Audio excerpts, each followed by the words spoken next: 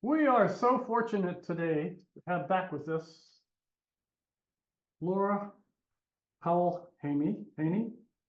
She has been here a number of times before, and we have always enjoyed her heartfelt sermons and her enthusiasm. So I will now, with pleasure, turn over the microphone to Lora. And here's hoping we find some nugget of truth this morning. It's sometimes hard to find lately, isn't it? Yes. So as I was thinking about empathy, I was reminded of one of the very first visits I ever did when I was approved to go to do chaplain work in the hospital, Meredith in Hagerstown, Maryland. They turned me loose. I was approved to go on my own without supervision. It was fine. It was fine. But that first visit, here I am coming into someone's room, and I remember distinctly holding my notebook, because I would take notes after not while I was visiting someone, and holding it up like a shield in front of me. I remember those first few weeks, still new, still not sure, but knowing that I had a bit of a calling to do this kind of work. And it was important in my formation as a minister. So I went in to visit with a patient, and it was an older woman. And I, for the life of me, don't remember what it was she was in the hospital for. Although I could read charts, and then I had to go look up all words in them. What I knew was that she had something she needed to talk about. And that was in her posture, in her gestures, in her very countenance. And as it often happened when I introduced myself as a chaplain and someone did want to talk, often they would ask me what my church was first. That was very important. And I got to the point where I would say that this hospital is my church right now. That's my church. So she talked about her church and how important it was to her. And then she got to the part that had her kind of wringing her hands a little bit and kind of looking down at her lap instead of at me. So I could tell right away there was something that she was struggling with. And she said, well, it's about my neighbors, and they're good neighbors. You know, we get along, and they're kind people. But they're those people. And I was like, what are those people? I don't know what those people are. And I was like, I'm just going to listen a little bit longer. She'll probably tell me it's more. And the issue was that even though these people were kind and they were helpful and they were good neighbors, they were those people. And her church had been telling her that just their very being was sinful, which gave me a hint about what those was. And she could not come to reconcile in her faith, her deep, deep, lifelong faith about being good neighbors. She knew that, and who her neighbor was, with what her church was telling her, that these people were sinful just by their very nature. And as my chaplain supervisor often said, sometimes those bodily illnesses are the outward sign of that soul illness, that soul struggle. And at that moment, I thought, okay, here we are, right here. This is the piece that she is struggling with, and her body is telling her that something is not working well.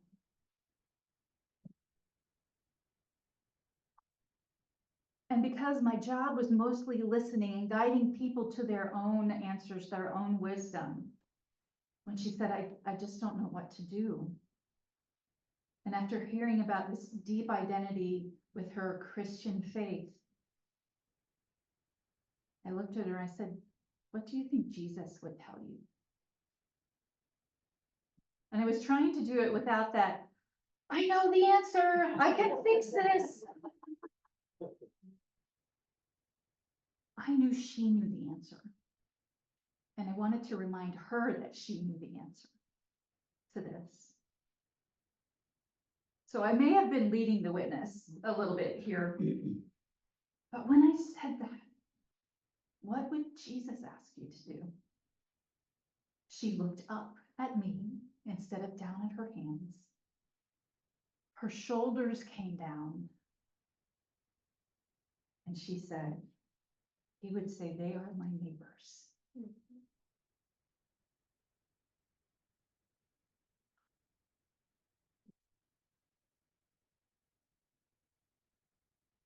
Now, the hardest part for me as someone who wants to fix things, wants to make everything better, is not knowing what happened when she went home.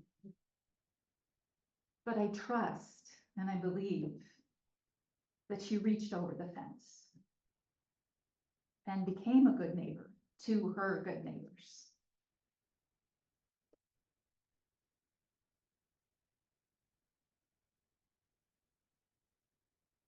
This reminded me also of taking a deeper dive into the Gospels again.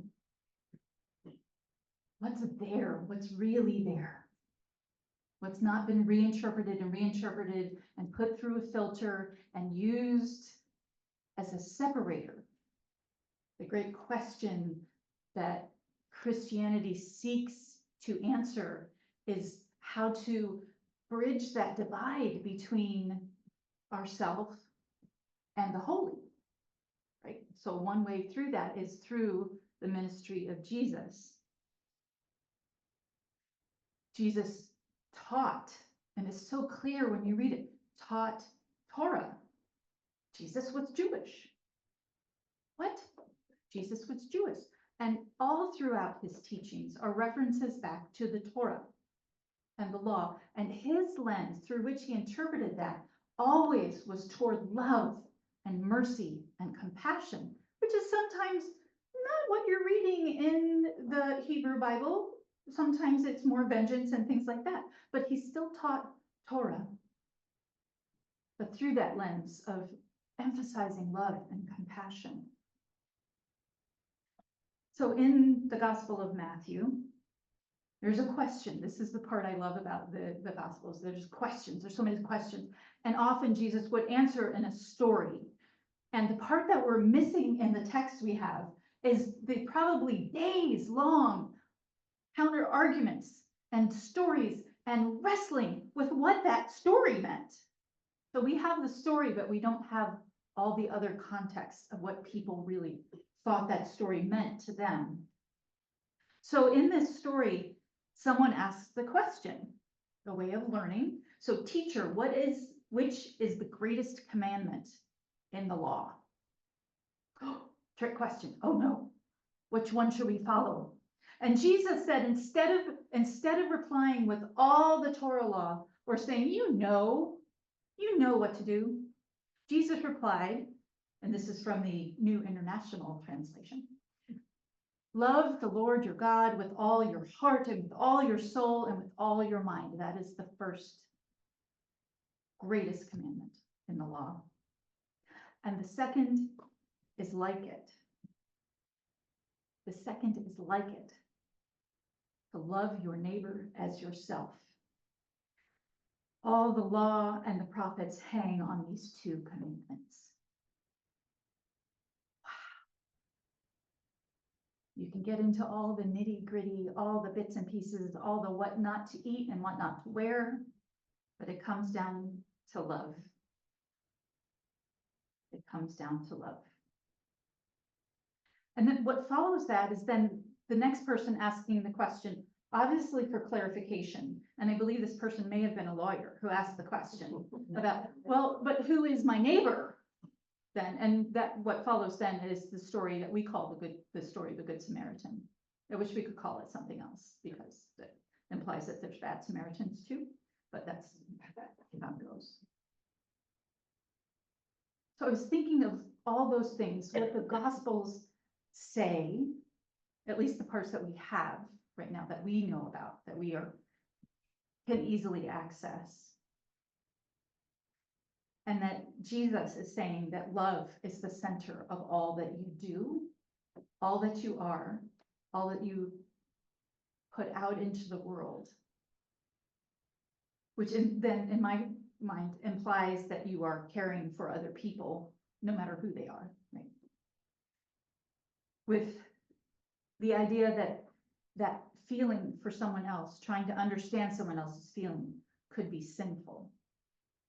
I don't know about you, but when back in, was it just January of this year, at the inaugural prayer worship service, where Bishop Buddy asked leadership of this country to have mercy on people that they were targeting, and the outcry and outrage that a woman would speak this kind of truth to power. And that then the idea that empathy as a sin is not a brand new thing. It's actually older than this particular January, but it certainly became part of the headlines. And that empathy was a sin? Feeling for other people, caring for other people, trying to understand other people could be sinful. I feel like my jaw was on the floor for a week. I don't understand this. How could that be? There are actually books written about it. I have not bought any of them yet. I'm not sure I want to buy them, but I'm not sure I can borrow them from the library either. But I want to understand where that comes from. And this is according to a PBS News article from August, that although for much of the world, empathy is usually regarded as a virtue, the key to human kindness, there are voices on the Christian right that are preaching it has become a vice. And the reasoning there is that it can, and this is a quote from the article, it can manipulate caring people into accepting all manner of sins according to a conservative Christian perspective, including abortion access, LGBTQ+ rights, illegal immigration, and certain views on social and racial justice. And from one of these books called Toxic Empathy, How Progressives Exploit Christian Compassion. Okay. The author, Allie Beth Stuckey, had written, empathy becomes toxic when it encourages you to affirm sin, validate lies, or support destructive policies. And my jaw hit the floor again, because those all seem like, I'm just struggling with those sorts of things, that empathy can be a sin because it encourages you to sin. And I guess I don't find those things in the Gospels named as sins. So where did that come from? And that's a deeper dive that I would like to take. I want to understand where that comes from. Because until I can understand it, I feel like I can't talk.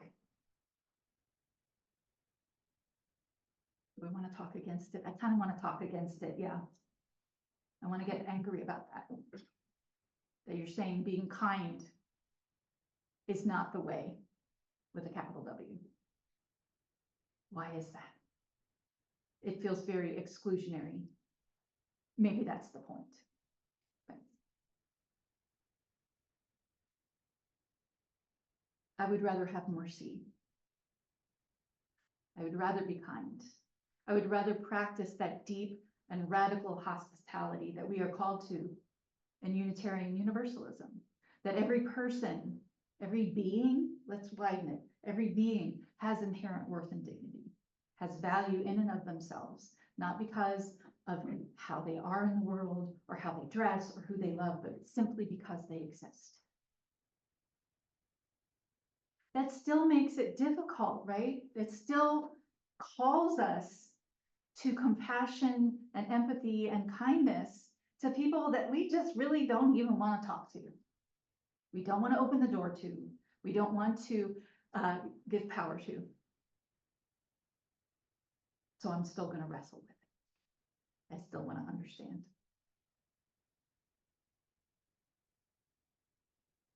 I thought about the idea of empathy and sympathy and compassion. So 3 words we kind of use interchangeably. And I took another deep dive into the Merriam-Webster dictionary because that's fun to do, about the differences because they are slightly different. Sympathy is an older word. It came about, kind of came into use around the 16th century and has more about the idea that you can have fellow feeling for someone, but it doesn't really get you into their experience and their own feelings. Empathy is more of a, I'm going to walk in your shoes and try to understand what you may be going through. And then compassion, which is still related to those things. The nuances, again, according to the Merriam-Webster dictionary, are that compassion is that thing that calls you to help heal someone. So calls you to action, whether it's to help someone out or to try to understand a little more deeply.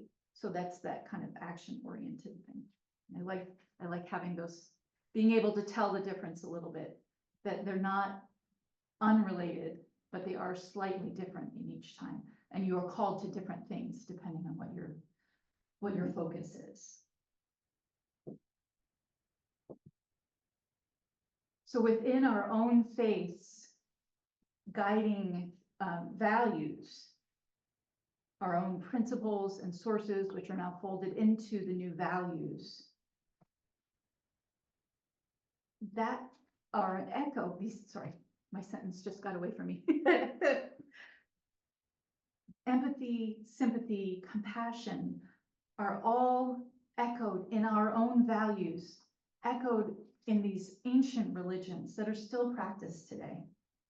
So in Christianity, we are called to love our neighbor as ourselves, to love the holy and make it part of our everyday and to honor that. Buddhism has something similar, that idea of compassion and empathy, because every being in the world is suffering. And we are called to remember that we are suffering as well, that this other person next to us is suffering, that the very trees around us may be suffering as well, but they are all beings and we are all tied together. And that our purpose in life is to try to ease suffering of other people and our own suffering. So some of that is the idea that we are suffering because we crave so many things. We seek to attach ourselves to so many things rather than to let that go and be more expansive. And that ending that suffering is the work of eliminating the craving for things, the craving for more, and the craving for attachment. And that doesn't mean that you're not then in relationship with other people. That's not the kind of elimination of attachment that they're talking about. But there are practices within Buddhism that remind us of our connections as human beings and reminders that we are suffering, that everyone around us is suffering, so we need to bring awareness to that. So one of my favorite practices, and especially in these times, is the loving kindness or metta meditation. The idea that you send yourself good thoughts, well wishes, that you may be well and happy and peaceful, but you don't stop there. It's not an individual thing. You do need to remember that you yourself are worthy of compassion. Sometimes we forget that, right? Sometimes we are told over and over again that we are not. That is not truth right there. You are. You are worthy of your own compassion. And so is the person sitting next to you. And so is the person who cut you off in traffic on your way here. And so is the person who is seeking to take away the things that make your life better. And then we are called in the metta meditation to send those same compassionate thoughts to people we struggle with. That's not the first step, thank goodness. Thank goodness. Because I started working on this, I spent September practicing the metta meditation daily. And I will confess that coming to that third one and knowing that there's a person, a nationally known person that really ought to be on my list, I think, if I'm called to this. So I included them. I did. And then I remembered I had to go back again tomorrow and again and do it again and keep doing it. And it's still not easy. Because my surface thoughts are always a little more of, bring fire down. But I'm called to something else. I am called and compelled to love with a capital L. So I'd like to invite you into, and this is a very short version of this practice because sometimes it can take 20 minutes or so. But I'd like to invite you into a brief metta meditation. And whether you've been a practitioner for a long time or not, I am going to ask you to try that third step of sending these loving thoughts to someone that you're struggling with. Maybe you don't like very much, and see what that feels like. Okay, so again, I'm going to kind of hurry it along a little bit, but it's certainly worth doing. We're going to keep it simple. So find yourself in a little bit of a comfortable posture. You can close your eyes if you like, but it's not required. Take a settling breath.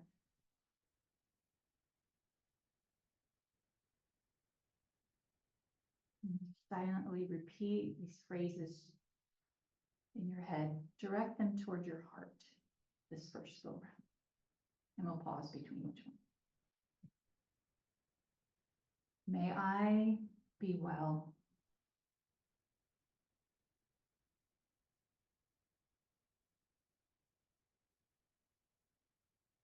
May I be happy.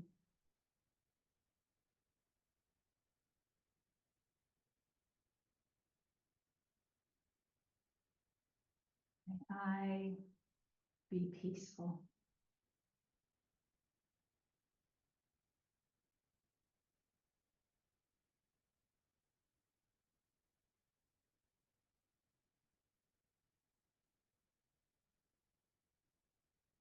Call to mind someone that you love and care about.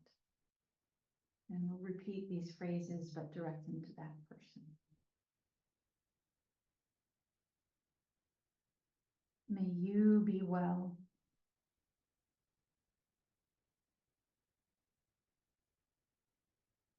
May you be happy.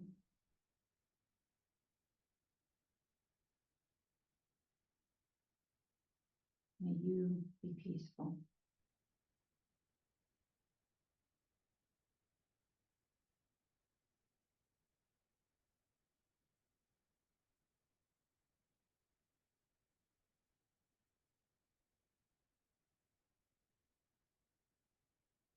Now call to mind someone you struggle with. It may be someone you encounter regularly, maybe someone you don't know at all. We'll direct these same compassionate thoughts to them.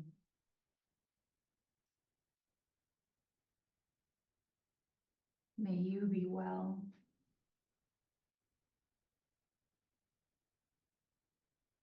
May you be happy.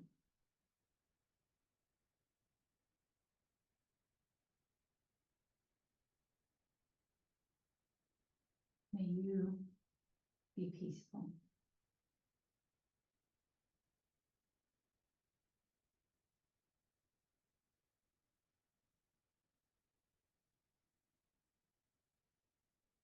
Just sit with those compassionate thoughts for 3 breaths.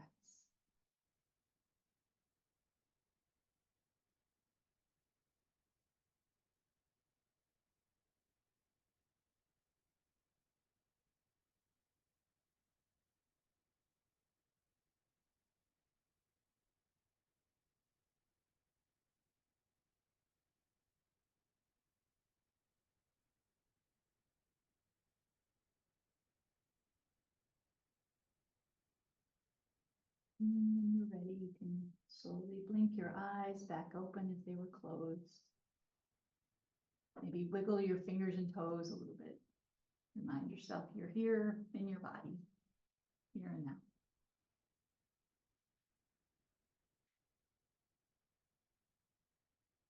What I discovered last month as I practiced this daily is that it didn't really change the other people. Maybe I wasn't concentrating hard enough, I don't know. But it changed me. It changed me. And it certainly did call me to speak out a little bit more. Right? Because friends, empathy is no sin. Empathy is no sin.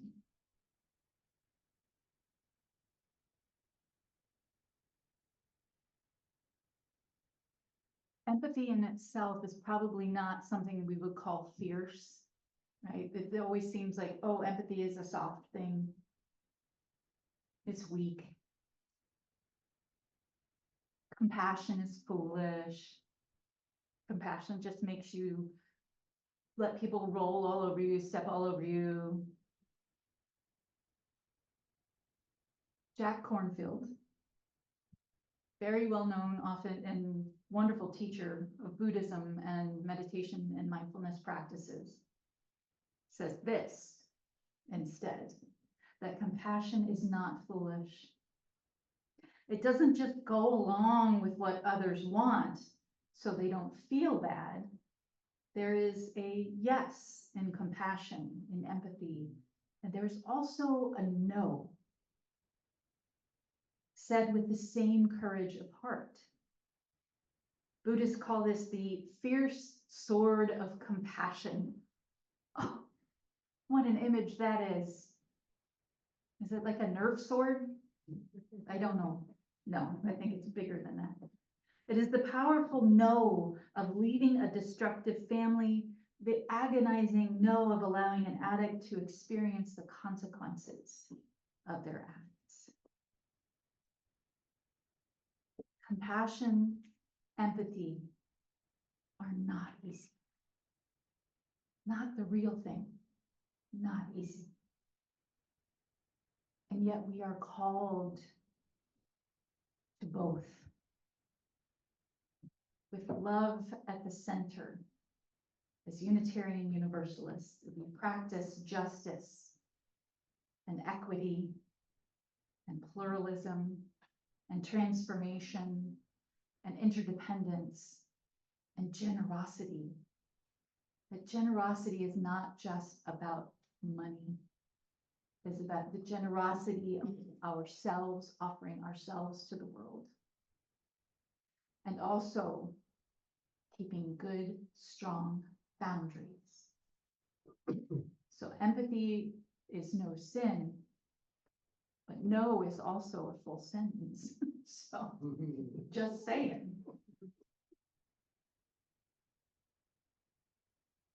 I want to close with this one short, beautiful, simple thought from Reverend Micah Busi, whose response to the idea that empathy is a sin was this: if empathy is a sin, sin boldly. That is my charge to you as we welcome October and Banned Books Week. Sin boldly. Love deeply. And go beyond. Go beyond what seems to be on the surface and listen. Amen. And blessed be.